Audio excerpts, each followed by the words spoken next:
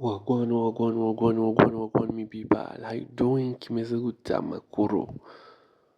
Yeah, murabizi murinze munyumva narababwiye ngo ni non-stop exclusive after exclusive news, trend after trend.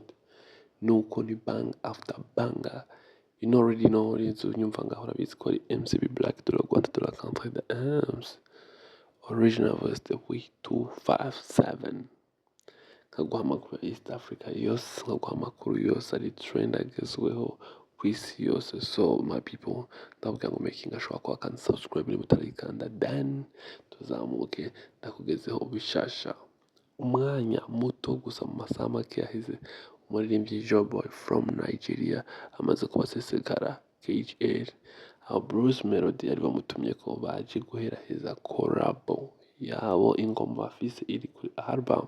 Havuzwe amajambo menshi, Bruce Melody yafise collabo n'abaririmbyi benshi ba Wizkid band, ariko right now this time around murabizi yasohoye na bien, ubu naho mu minsi ibiri gusa bayakwije umuriyoni. Next indirimbo yo kurikira ari kumwe na Joeboy from Nigeria, ubu tuvugana baraye too. So stay tuned.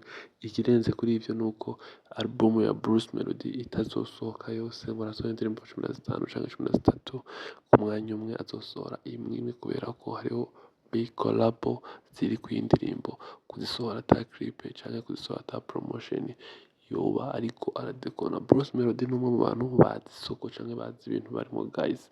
Ntashobora gufata ngo ahubuke. Benshi baravuze ngo Bruce Melody ngo yemeye album abantu ngo ntiyigeze ayitanga, ntayihari, yarabuzwe, ngo bashaka kuyita amazina y'ibiki. Ariko guys, not ko ari ivyo bintu. Bruce Melody ari kuja ku isoko mpuzamakungu. So making sure ko wakanda subscribe, dusubire duhure mu zindi content. Nimba utarabikanda naho ukande usangize na mugenzi wawe kubera ko nta handi ho gukura bishasha. Let's go.